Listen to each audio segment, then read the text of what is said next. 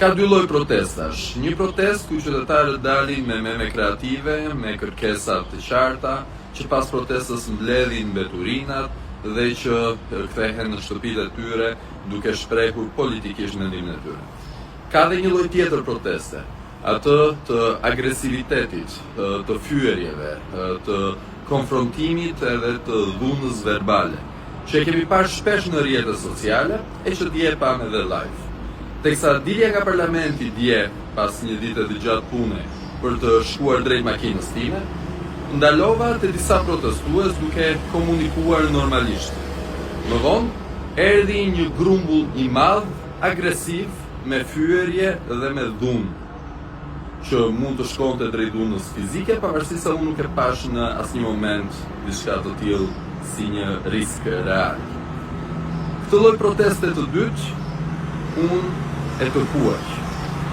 Në jetën time publike e në një vit të jetës politike, nuk më gjeni dot asnjë moment që kam përdorur fyerje, që kam deformuar mbiemrin e dikujt, që kam bërë etiketime të pambështetura në fakte, sepse unë besoj se kjo shoqëri nuk ka nevojë për këtë lloj paradigme, nuk ka nevojë për këtë lloj dhune, nuk ka nevojë për këtë lloj agresiviteti.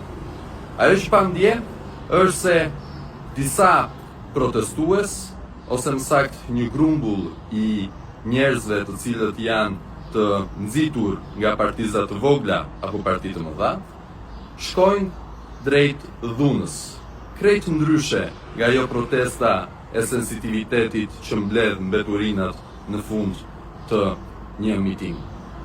Dhe këtë ne nuk duhet ta pranojmë si shoqëri.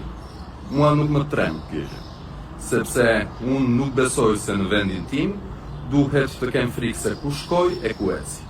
Unë nuk besoj se askush në vendin tim duhet të ketë frikë se ku shkon dhe ku eci. Ama, këtë lloj dhune ne nuk duhet ta pranojmë. Ky është destabilizim.